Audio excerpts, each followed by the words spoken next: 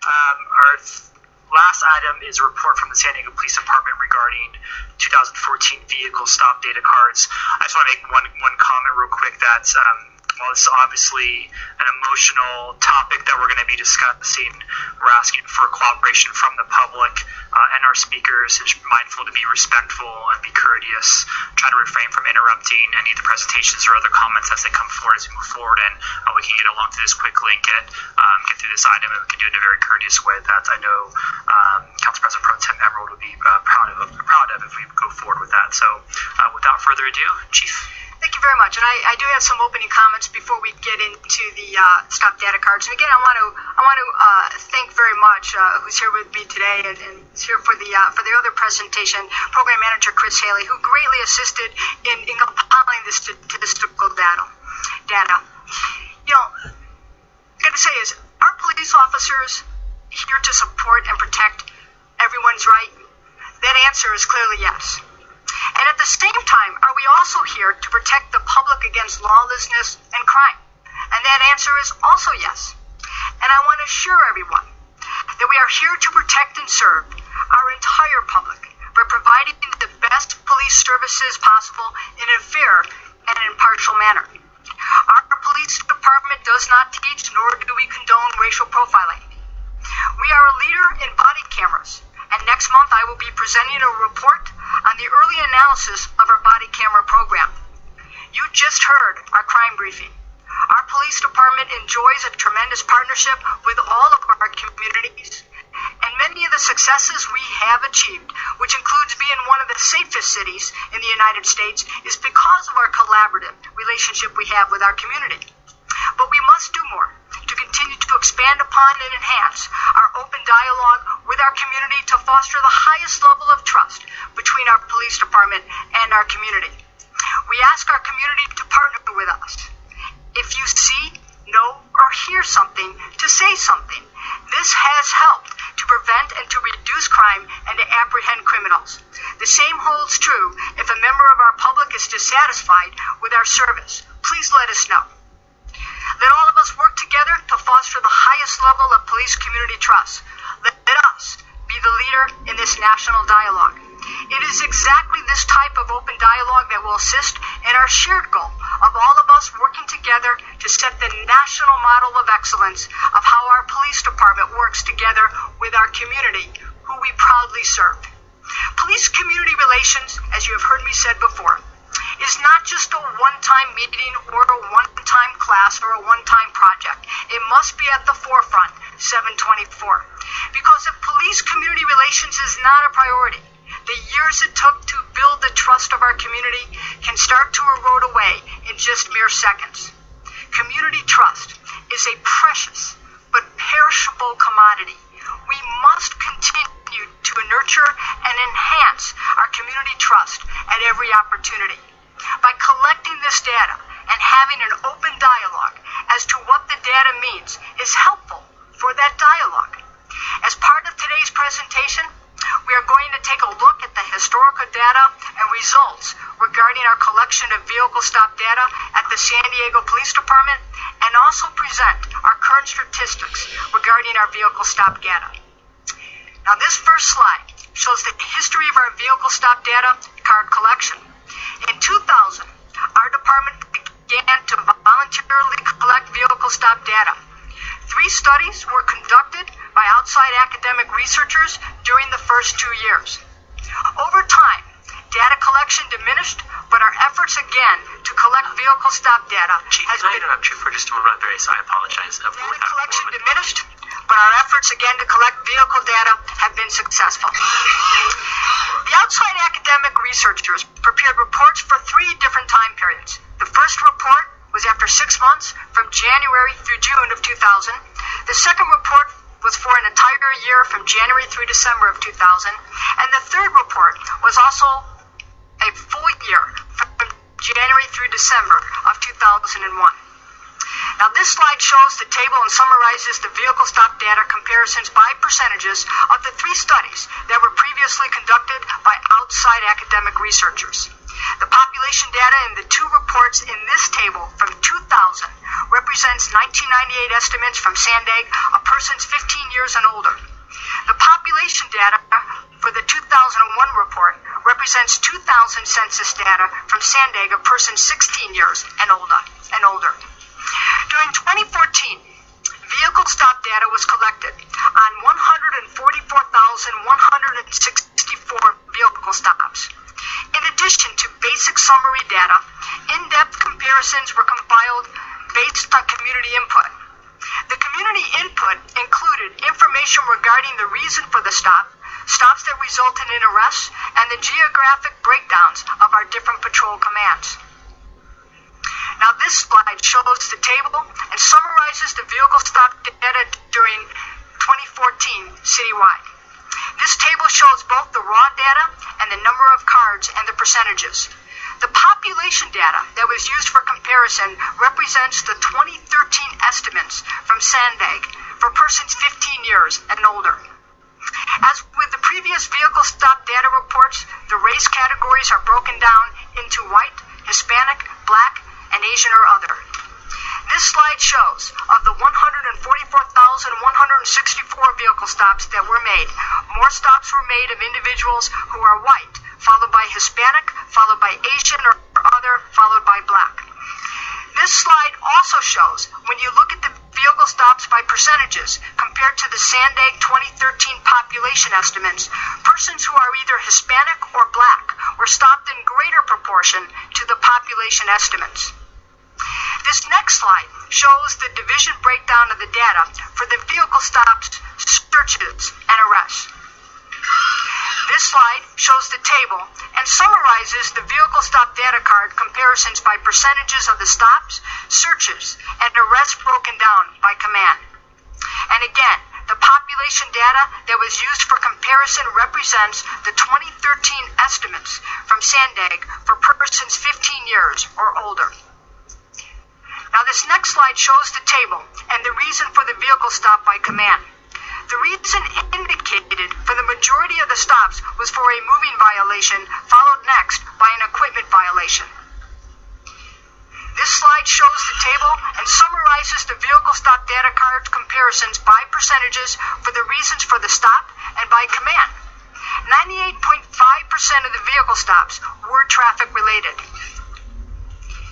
Now this next slide, we looked at the research from the previous studies, and we also sought information to see if there were other ways or best practices to help determine what the San Diego driving population is, in order to assist us in analyzing the information captured in 2014. The previous reports by the outside researchers found difficulty in determining the composition of the San Diego driving population. We are a world tourist destination. The San Diego Tourism Authority indicated San Diego had more than 33 million visitors. Some portion of the 33 million arrived by car or rented a car. Our proximity to the busiest port of entry. The Department of Transportation estimated the number of persons crossing the international borders in San Diego in 2014 was more than 45 million. This included almost 12 million vehicles that crossed northbound at the San Isidro port of entry, and almost 7 million vehicles that crossed northbound at the Otay Mesa port of entry. We have a major military presence.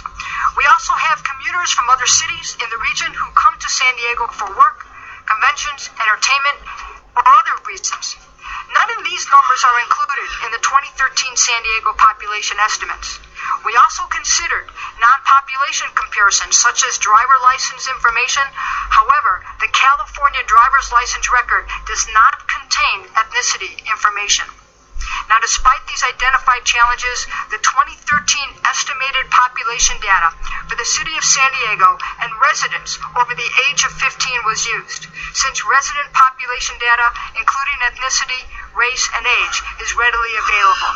And children under the age of 15 were excluded because they are not likely to be part of the driving population. In conclusion, the figures for 2014, they statistically reflect the number of vehicle stops made by our officers. Without driving population data, analysis of exact comparisons continues to be difficult.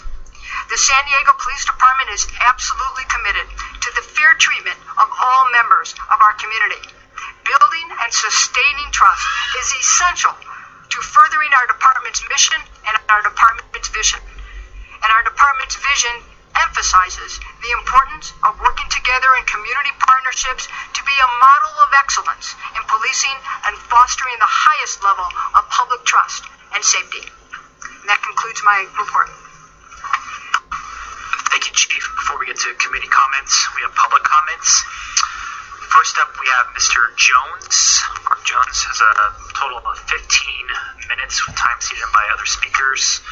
Followed by that, we have Gloria Cooper as well, too. So we'll start with Mr. Jones. Awesome.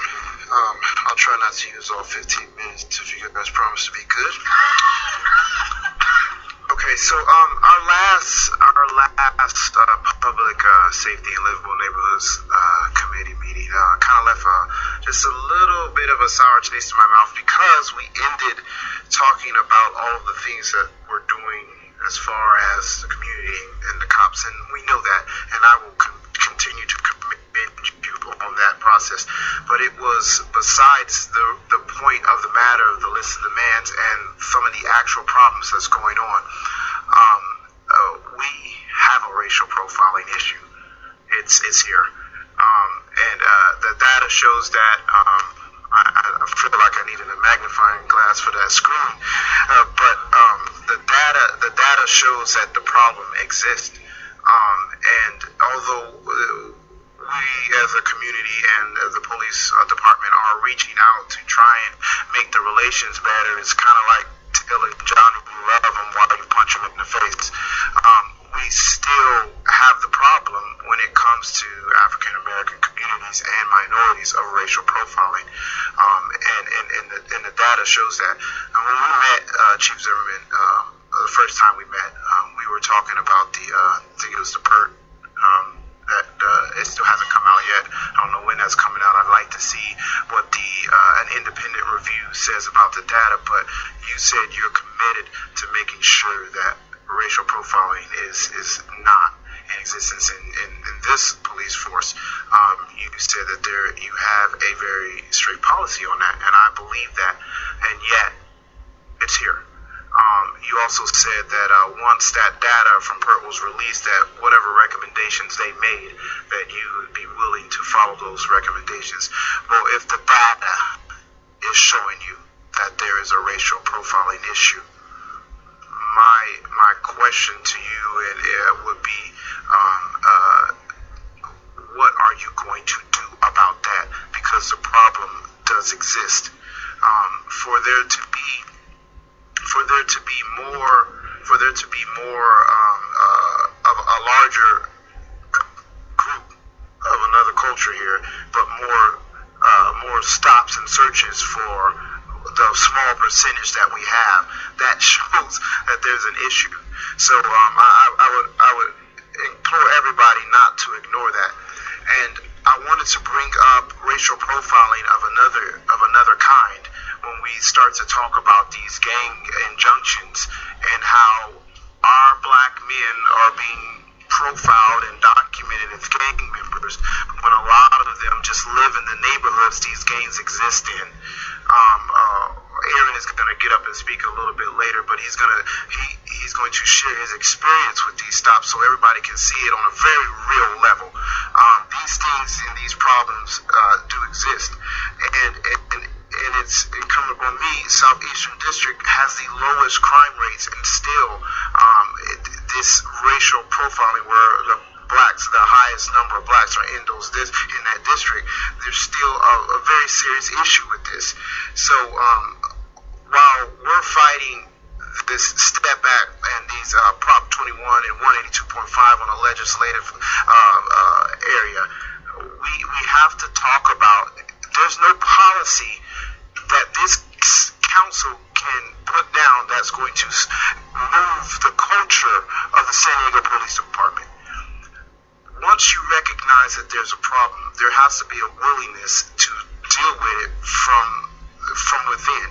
And I'm glad to see all of our lieutenants and sergeants in here, because I'm not just talking to Chief Zimmerman, I'm also talking to all of you, because only so many things are reported to you.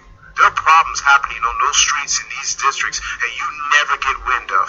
And that's because once it reaches a lieutenant or once it reaches a sergeant, it's dismissed or it's not, it's not reported. And then there's a lot of our community that's just terrorized into not reporting these things. There's a culture issue. And if every single one of you, let's get past the politics and talk about a heart issue. If every single one of you don't look deep within yourselves to try and deal with this problem from a personal perspective, then it's going to continue. We'll keep coming in here and seeing that the data shows that there's a racial profiling issue. There is a problem with how these supposed gang members are documented for walking and being stopped in front of their homes and their neighborhoods and just hanging out with people that they've lived with all their entire lives. It's to terrorize these neighborhoods in this way is a crime of itself. So we have to. Yes, we're going to need policy directed through our CRB. We're going to need policy from these boards and things like that. But I really wanted to implore, I knew all of you would be here today. I wanted to implore you to come at it from a culture perspective from within the San Diego Police Department.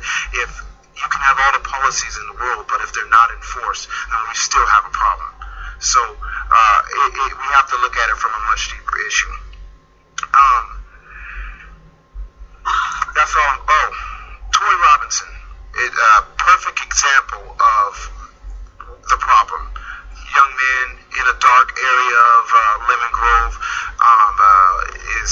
The cops stop him. He waits until he gets into a lit area and is facing now all of these charges, some of which were dropped or brought down to a misdemeanor. But you see, it's a very real example of what's going on. We still don't know what he was officially stopped for. So there's these type of things. Again, they are happening. We cannot continue to ignore this from our community. It's one thing, again, to be out in the community doing all that we're doing, but we still have this black eye, and we can't see because of it. So please, please, please, all of us need to pay very serious attention to this as a community, as a city council, as a committee, all the way up to our mayor, or else these problems get a lot worse. You guys, don't forget this is still on the podium. All right, thank you very much.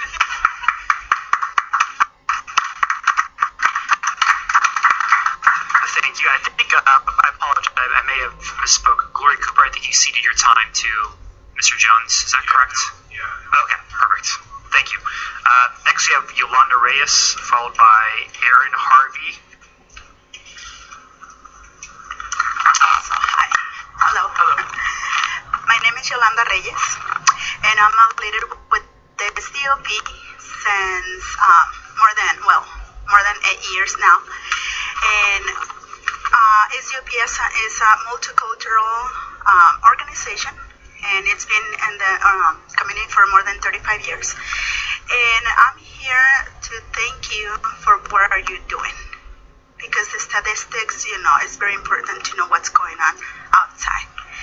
But at the same time, we're really concerned about what's happening between the community and with our leaders, our families, and not just with them, but the whole community, between them and the police department. And I'm here to speak on my testimony, my personal testimony.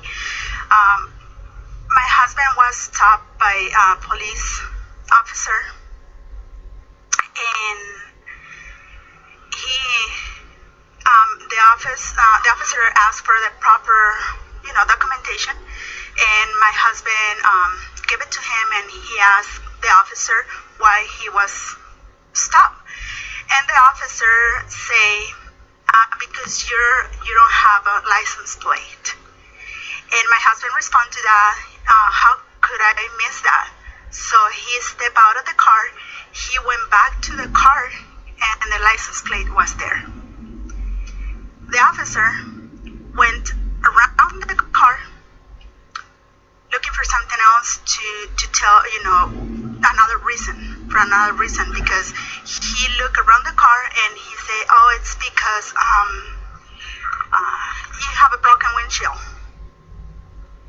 So that situation left me with anger, and it's not just that. The thing is, this kind of things, this kind of situation affects the public safety, and it hurts the community, and that's why it's this unhealthy relationship with the police department.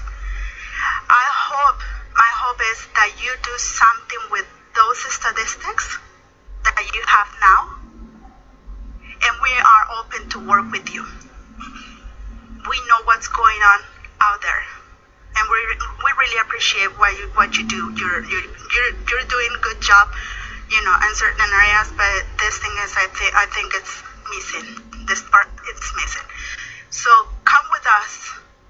Search for us, SDOP. We know that our families are hurting by the racial profiling, and we are open to work with you. Thank you for your time, and I hope you guys do something with the statistics. Thank you very much. Thank you, ma'am. Next up, Aaron Harvey, followed by Kathy Mendonça. Thank you guys for having me. I want to actually give you guys a real life experience on how police stops happen in my community. Me and my family have been living in the Southeast community, specifically the Lincoln Park community, since the mid-50s. I've had multiple jobs, no criminal record, but the police continuously stop us, and it's not specifically on driving. I understand you guys have the numbers on driving. The majority of stops happen when people are either in front of their parents' house or friend's house or while walking. So I believe I've been stopped just off the top of my head since I was 14. I'm 26 now, over 50-something times. Again, I do not have a criminal record. I believe only one citation was ever given, and he said I didn't turn on my blinker within 100 feet of turning. One of these stops, I was in front of my grandmother's house. Police officer drives by, he waves, I wave back. Not doing anything. I'm on my property. He pulls up. Immediately, I'm put in handcuffs. I don't know why. I'm asking why. You know why. Why are you guys on my property? He tells me if the mailman can come on your property without permission, so can we. They go in my wallet. They find that I'm a trained emergency medical technician. The sergeant tells me, oh, wow, no, you're working too close to us. We're going to have to do something about this. Immediately, I moved to the state of Las Vegas. I'm in fear. And our communities live in fear of the police because of these things. And because of these numerous stops of no crimes being committed, just mere stops of being in front of my grandmother's house or parents' house or just hanging out. The police have falsely documented me as a gang member. And because I'm documented as a gang member through the San Diego Police Department, now I am liable or eligible of this proposition law, Proposition 21, Penal Code 182.5, and right now I'm facing life in prison with no knowledge of these crimes being committed or anything. So I believe the problem is the profiling. And when you're pulled over while driving, the police will say, well, why am I being pulled over? Well, I'll tell you in a minute, but get out the car. We're going to do this whether you like it or not. I've been told things, we're going to do this legally or illegally, but it's going to happen. And I do commend certain officers who do their job, and they are respectful. But it's a group of officers who do overstep their boundaries, and our community is living in fear. And I just want to put that out there, and I thank you guys for that.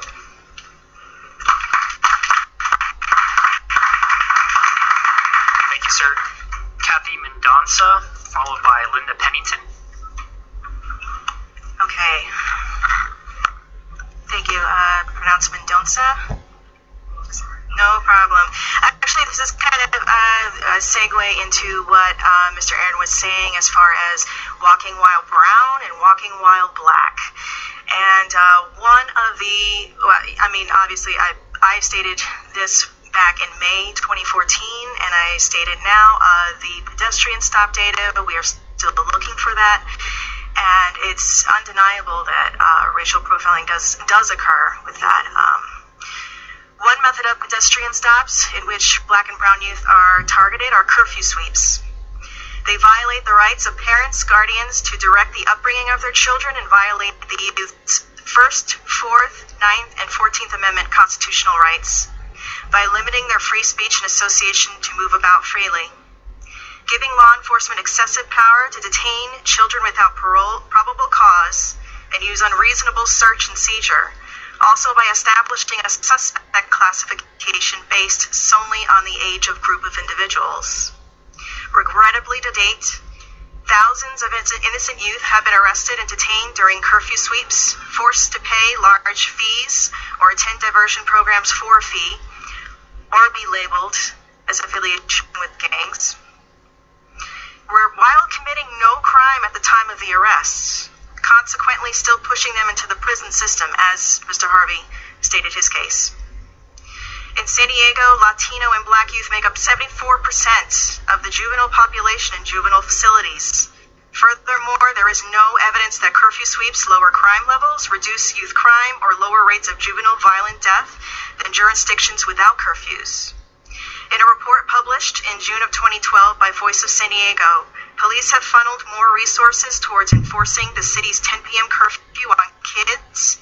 It was found that these sweep operations conducted in City Heights, southeastern and downtown areas, after months of investigation, some of the biggest claims about their effectiveness and implementation are questionable and unfounded.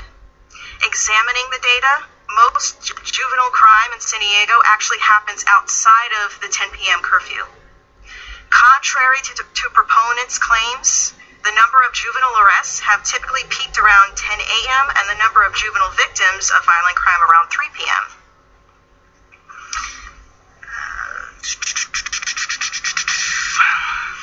I have pushed a petition to end these curfew sweeps or for visibility as to when they occur.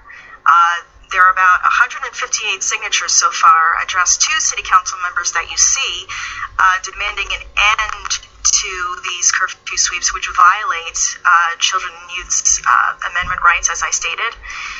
And many of these curfew sweeps can be used in conjunction with gang documentation. So I ask that you address this issue and the petition, please. Thank you. Thank you, ma'am. Linda, did I pronounce that right? Got it right that time. Ah, perfect. All right, I'm learning here. Thank you. Good afternoon, members of the Public Safety and Livable Neighborhoods Committee. My name is Kellen Rusinello. I'm a staff attorney with the ACLU of San Diego and Imperial Counties. We commend SDPD for the timely release of the demographic data on vehicle stops and the commitment to work with the public on this pressing issue. However, the department has failed to identify or explain why the data suggests disproportionate stops and discretionary searches by SDPD officers of motorists, despite these issues having been repeatedly raised since the department's first reporting on vehicle stop data to this committee in May of 2014. In particular, as it relates to vehicle stops, race appears to be a significant factor in both the likelihood of a motorist being stopped and subsequently being subjected to a search because minimal statistical analysis has been executed. We can learn much from this available data, but the presentation today provides little to inform our ongoing conversation. Although we cannot definitively determine the composition of the driving age population, as the chief noted, researchers have developed methods that control for this factor and allow rigorous analysis regardless. There is no need to reinvent the wheel. The ACLU strongly supports a thorough independent analysis of the data, and to that end, we will publish the full data set and what we have received from SDPD on our website for public consumption. Although an independent analysis will provide invaluable information, vehicle stop data is only a fraction of the whole. There are many people, due to a variety of reasons, including limited income, whose interactions with law enforcement are experienced as a pedestrian. It is crucial that SDPD begin the collection of demographic data on pedestrian stops to expand the department's and the public's understanding of policing practices in San Diego. Thank you. Thank you, sir. Our last speaker will be Hanif Mwadli. Thank you very much, Hanif Mohebi. I'm the Executive Director of the Council on American Islamic Relations. I see a lot of good friends, good faces. Glad to be here. Wanted to voice my opinion that my community specific deals with. There is racial profiling, and that is definitely a reality. And there is hate crimes, and that is a reality. So my office receives essentially these cases that are reported. We're a civil rights and liberties organization, and we work with the police chief and the department on many of these cases. Many of our centers have been targeted, and last month my office was essentially threatened. It was threatened with firearms, that a person would walk in and essentially kill all of us. And the person was arrested, and I am thankful to the SDPD and all of those who are working on it. But I want to tell you the intensity of this. My staff does not feel safe. When we are in our parking lot, we have to check if our cars are, if there's any bomb strapped to it somewhere. When we're in our office, we have to keep our doors locked. The reality is real. The life threat is there. And for those of you who heard, there are those wackos, and as one of my staff members said, these are threats until it becomes a reality. And when it becomes a reality, it's too late. So, statistics can mean a lot of things, and it could be changed in many different ways. Well, what can we learn from these statistics? And I think because of that, I would appreciate and I would support an independent analysis. Why? Because we need to understand what is it that we're dealing with, and what is it that we can learn from it so we can improve. Lastly, I want to make sure that I thank the SDPD, many of your lieutenants, Chief Vasquez, thank you very much.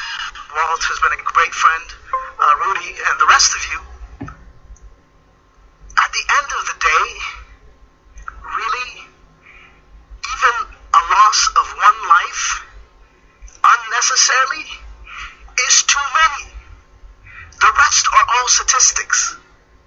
So we have to work together in order to come up with some solution. We are doing that, but we need to do more. Thank you very much. Thank you, sir. Thank you for everyone for your comments. Before I get to Ms. Cole, if you don't mind, we have a comment from Council President Pro Tem Emerald that our committee consultant would like to read it to the record. Yes, Marisa Bruman, committee consultant, and this is a statement from Chair Emerald. I want to thank everyone who took the time out of their day to be here and to speak to the importance of trust between the community and our police department. She just wanted to say a couple of bragging about our City Heights community. An example of mutual trust exists in City Heights. City Heights and the Mid-City Division have worked extensively on trust and respect. City Heights is a leader in partnering with the police department on a variety of events and initiatives, including weekly community walks, monthly community problem-solving meetings, cleanups, festivals, just to name a few. Trust is the essential ingredient in building better relationships. The nature of police-community relationships is often tied to community's confidence and trust in the police. As the chair of public safety and the council representative of the most diverse council district in the city, I recognize the need to improve trust and relations between our communities and our police department. As Chief Zimmerman has said, I too am committed to improving the trust among the community and police department. This is why I have requested SDSU and the School of Public Affairs to conduct an independent academic research on vehicle stop data cards. I hope that this research will assist in furthering trust. We hope to have an update to this committee in March on the status of the research. Thank you. Thank you. Now go on to committee comment. Councilmember Cole.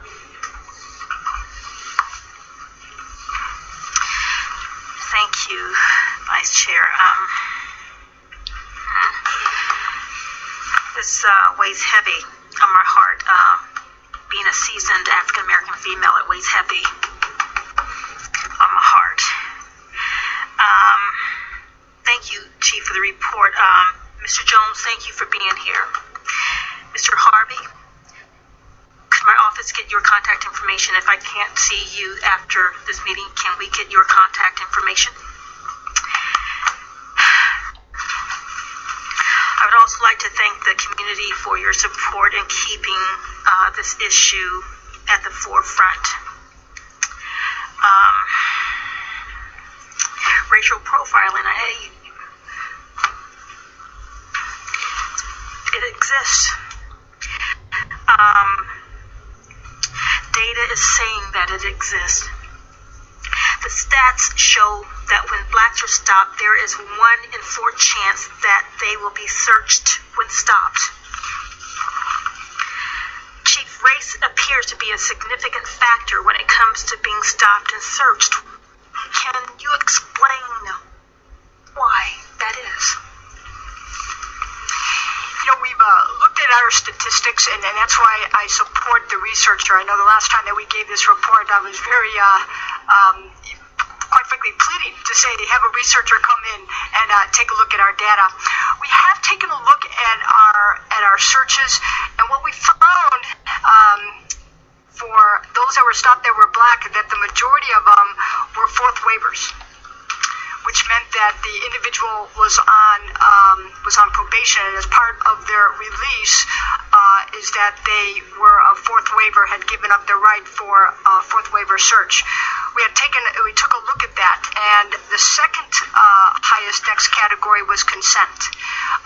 So that's why I'm very pleased to hear that we can get researchers to come in to assist us in understanding more as to exactly why searches had taken place, and to really take a look at comprehensive, and not just the numbers here, but to talk and find out, delve down even more into the statistics of this as to why exactly they were searched. But to answer your question, I do have this right here, so the majority of the time it was because the individual was a fourth waiver search.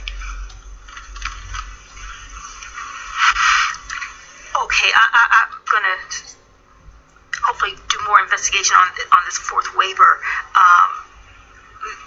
Mr. Harvey, are you a fourth waiver, sir? Never. Okay, all right. Mr. Jones, are you a fourth waiver? Not a fourth waiver. Okay. In your opinion, Chief, does the statistics reflect racial profiling? In your opinion, though, does it? Because it does to me. It does to me. Former cop, it does to me, Chief. Yeah, I understand. I hear you very loud and clear. But what these statistics show is that although individuals who are white were stopped more, those who are of color, specifically black and Hispanic, were stopped in greater proportions to the statistics. I will tell you that we do not teach racial profiling, nor do we condone racial profiling. But I will tell you also is that everyone has bias. Everyone has bias. Police officers have bias. Community members have bias. Everyone has bias. And one of the classes that we have currently going on in our advanced officer training, it's a new class to talk about that although everyone has bias, that you must not let bias in any way, shape, or form go into your duties. You must be fair and impartial. Good point, Chief, especially when you're wearing a badge and you have a gun strapped on you, especially that. So you're absolute. They have to control that, or they should not be the police officer if they cannot control the bias, because it's too easy. That badge is powerful. That weapon point on your side is powerful, because I had it. But you also support an independent analysis of the data. Is that correct? I've been supporting that since day one as chief. Is that yes? I think we should, and you know what? And I also support not just having one researcher.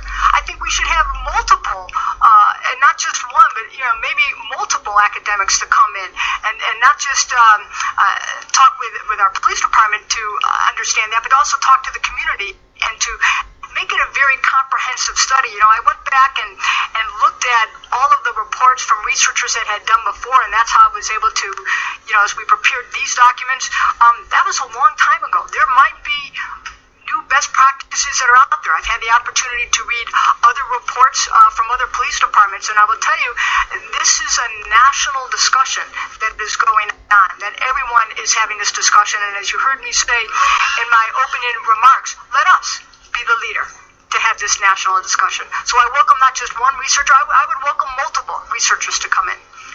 And is that the information that that the chair was talking about? She's going to have the statistics on? Yes, our office has reached out to SDSU, and they have responded that they would be willing to conduct the research. Good. Thank you. Again, I know this is a tough subject, but we need to continue to address it, continue to talk about it until this issue is eliminated from San Diego PD. Period. Thank you. Thank you, Chief. Thank you, Councilmember Gloria. Thank you, Mr. Kane. Thank you, Chief, for the presentation. I think there's some context to today's discussion. I think locally here you have embraced, and the department has embraced, greater scrutiny and transparency when it comes to this issue. In your opening comments, you talk about body cameras, the reinstitution of vehicle stop cards, this hearing itself, no one's dragging you here, kicking and screaming. You're here to present this information, to take feedback, and we all know that there's going to be future steps when it comes to this issue as a whole. I think that context is really important, because I think certainly over the last year or two, we've had high-profile cases where I don't think your counterparts in some of these other communities are operating in quite the same way, and so I think that contrast has to be bared out. I also would give this council credit, whether it was providing the funding for the body-worn cameras or for filling the executive director position for the Police Officer Review Board after many years of it being vacant. I think we are trying to make investments in this general direction. By no means is this mission accomplished, but I think it is a recognition that there is work that needs to be done, and that through dialogues like this afternoon, we have an opportunity to improve upon that. I don't hear you not asking for greater scrutiny. In fact, I hear the opposite, a willingness to really be looked at closely and to have some more discussions. That said, of course, the broader, I think, national context is one of which I understand the concerns that are here, and maybe some of this plays out in the community, in our neighborhoods, but certainly when you look at the prison industrial complex that is happening in this country, there's countless articles I seem to read every single day where people on the far right and the far left of the political spectrum see that there are real problems, and I don't know that we are to blame for it, but we certainly have this is a venue where that discussion that can't necessarily happen perhaps in Sacramento around our state prison system, or in Washington, D.C. Around immigration policies and things of that nature. They just don't have public comment there, and so I welcome the opportunity to be a part of this dialogue and the chance to try and do something about it. That said, I had a couple of questions with regard to the report. I actually don't know what a vehicle stop card is. Like legit. Like, what is it? Is it an index card? Is it something that goes into the computer?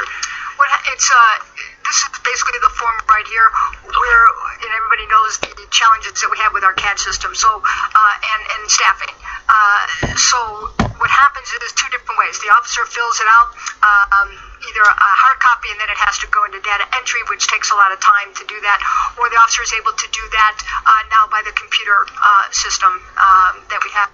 But it'll be made easier once we get up and running with our new computer-aided dispatch system.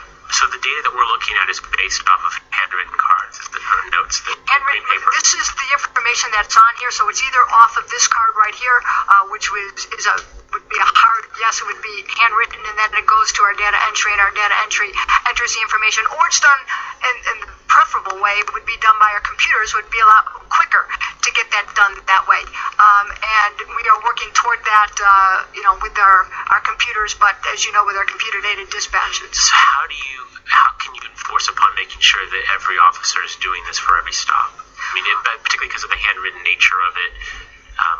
I think that's an issue of trust that some of the members of the public here would be interested in. Yeah, as you saw, that statistically, we have more cards than we do citations. We have many more cards than we do citations, which shows that even though a person may have gotten a verbal warning, they have still filled out the card. So statistically, and that was why we had that slide in there. Statistically, we have it shows that we are filling out this information, either the card or by the computer, because we do have more cards than we do actual citations. And then in the report, it's, I think, perhaps artfully described as that the vehicle stop cards submitted by officers begin to diminish. Wasn't that that was a policy decision by one of your predecessors just not to collect this information any longer? Isn't that correct? We always had that policy to continue to collect it, but we didn't do it. There hasn't been a report in many years, and so it got diminished over time because we hadn't done a report with that. So now, as you saw that, this is now my second report on this, and so we are very confident that these cards are being filled out. The statistics show that they are, and we're given updated reports. What's happened in the past has happened in the past, but at the same time, I think that for perhaps some skeptical members of the public, you can just explain it for what it was, which was that it just stopped happening and diminished. It just doesn't have the feel for what I understand to be the history of it, which was that we just chose not to do that. It just feels like an artful representation, and I think we're trying to keep it real in terms of what happened. So I would offer that some slightly editorial content, because again, I believe that everyone is in good faith, but some of the terminology is important. Much like it, I think you heard the reaction from the audience. I had a similar one to the way the data is represented in the PowerPoint with regard to the ranking, and certainly the whole numbers do have Caucasians and Hispanics or African Americans, are maybe a better way to say that African Americans come in lowest in terms of whole number stops, but that, as you mentioned later in your testimony, as a percentage, it's over-representation. And I also would note that the Asian and other, that's a huge segment of the population, and to my understanding, and I serve on the board of SANDAG, the demographic measurements they use is all under Asian other would also include American Indians, Hawaiian, Pacific Islanders, people with multiple races, folks who identify in other. Even those categories I just mentioned would be a larger population set than African Americans in the city. And so, I think it's in the way the information is presented. I think this is a healthy conversation to have, and so there doesn't need to be any. Well, I understood the outburst. I got it, and I'm just trying to vocalize that in a way what I think people meant perhaps by it. With regard to the contemplation repeatedly through the report about the difficulty in establishing the population size, I think 15 years and older, based on SANDAG data, I think it's a fine representation. And I recognize that I appreciate the grappling with trying to have the right sample size, but at the same time, I think that it seems as though as a reader, it tries to diminish the numbers that are there, and of course, the numbers seem to suggest that there is an oversampling of African Americans and Hispanics in stops. But I think it's a fine pool. It's not perfect to the population we're describing, but the continual references to the difficulty and providing that and so on and so forth. Certainly SANDAG is a wonderful repository of demographic data. I don't know if there's any better in the area, and 15 or older, for the reason you're talking about for drivers, that seems to be fine. So I think all those references seem to try and excuse perhaps the overrepresentation, some of the statistics that are there. I just think it's unnecessary contemplation and what are just whole numbers that we should really grapple with. It was made to that point about the sample size. There was a discussion, I believe the young woman has left, about pedestrian stops. Is that data collected at all? We do not collect data our stops on pedestrian stop. Why is that? There are a lot of different reasons. Again, we had the vehicle card data now that we're doing this. I want to see what I encourage the researchers to come in to tell us exactly what this means. Pedestrian stop data, again, would be very difficult as far as, again, how we do the data entry with our staffing challenges, with our as to exactly what that means.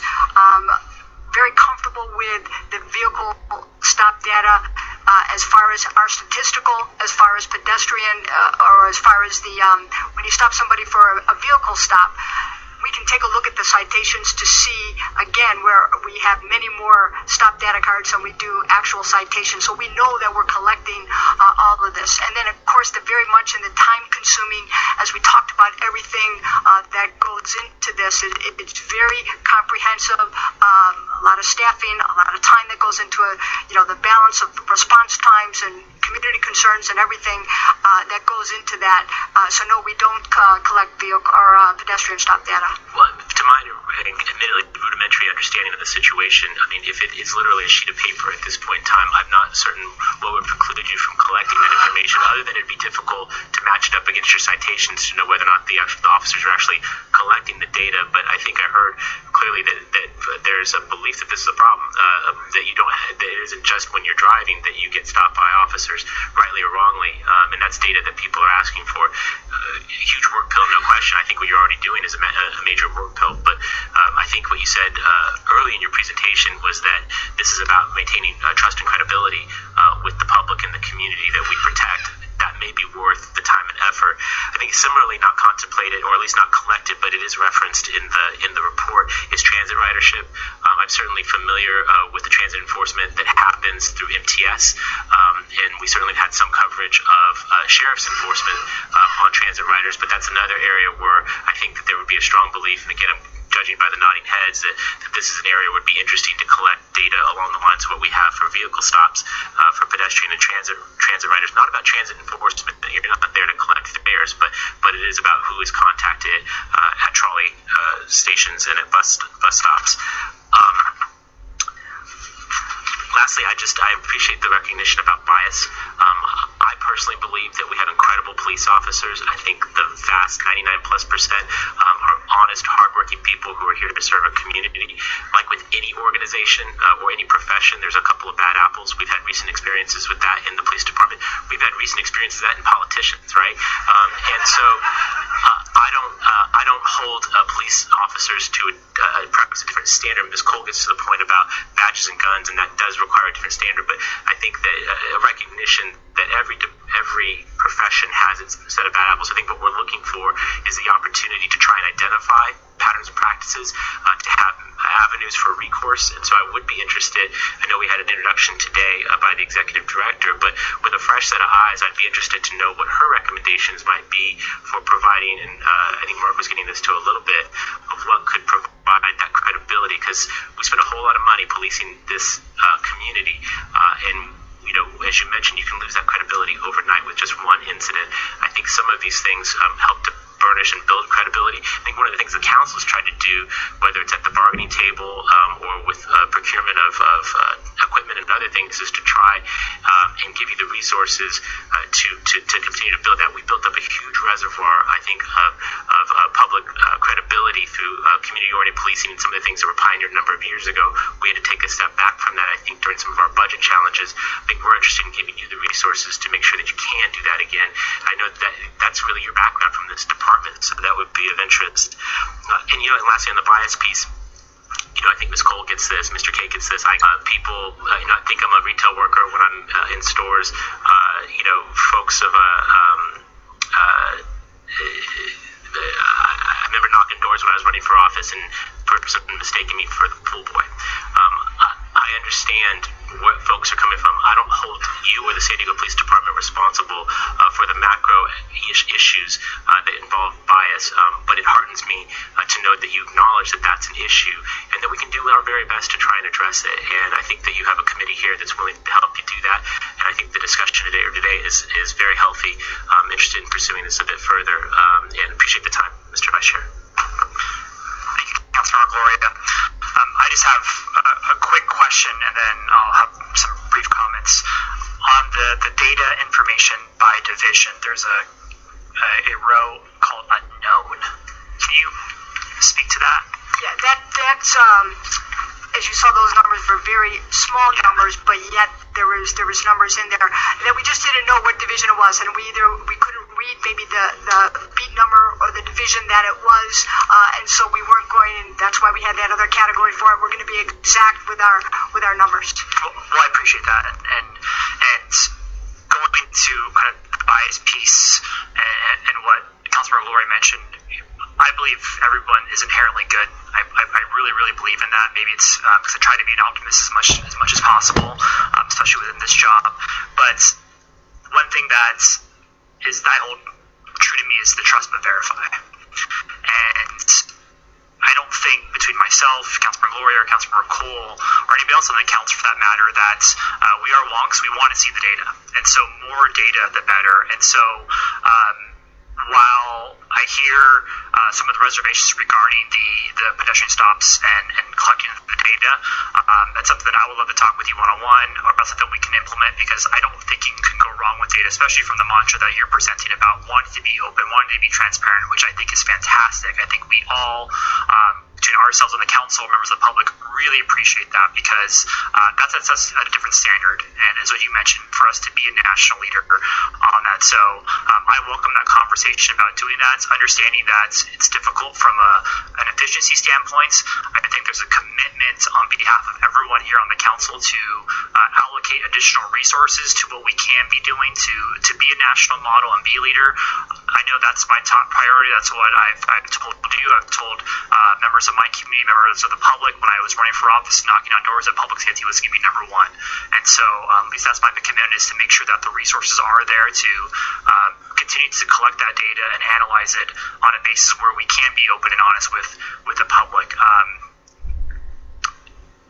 I look forward definitely to looking at what are opportunities we can be doing to push forward. I hold public safety to the highest standards. I come from a family of public safety officers. My dad, 24-year veteran of the California Highway Patrol, is going to be retiring this year. So I know the job that you undertake, and I try to learn as much as possible. Only being 76 days on the job, I'm doing my best to try to learn more about the craft and what you have to go through on a daily basis. And I commend you for what you are doing from an outreach side, and to keep that up and to continue to pursue that. My last comment is for members of the public and regarding Mr. Jones. And I've had the pleasure of meeting Mr. Jones a number of times now. I will tell members of the public that you have no better an advocate, someone who has put in a lot of effort, a lot of time and commitment, and is doing this in the most professional manner possible. And my open invitation is to continue to meet with him or other members of the public or officers to try to find that right balance from a policy perspective, what we can moving forward on. I appreciate his work in moving forward on the policy side of things and looking at those impacts. We've already talked about him coming before the Charter Review Committee, which I know I will be seeing him there with a number of different ideas. And so I think there is that continued partnership and relationship that can occur. And I appreciate your efforts, Chief, in meeting with members of the public regarding this. And I definitely look forward to that collaboration, because despite potentially our differences or our biases, I think there is that middle ground, that common ground we all can come to, and again, be that national model. So I thank you again, Chief, for all the work you're doing, for all the officers that are here today, for putting your time and your effort, and members of the public. I definitely look forward to what this committee is going to be doing moving forward. I know that Chair Emerald, who I wish would be here, and I would definitely wish for a speedy recovery, comes back. I look forward to her leadership in this committee moving forward, as well as the other council members. So thank you very much for your time. Just to finish up with one more comment. Please, absolutely. I apologize. It's that I think it's critically important, and I know next month I'm going to be giving a report on the early statistics of our body cameras. And as everybody said here, statistics are statistics, but we really need to delve down as to what these statistics mean. Why I want the researchers, and I've been very open about that, and multiple researchers. But also what's critically important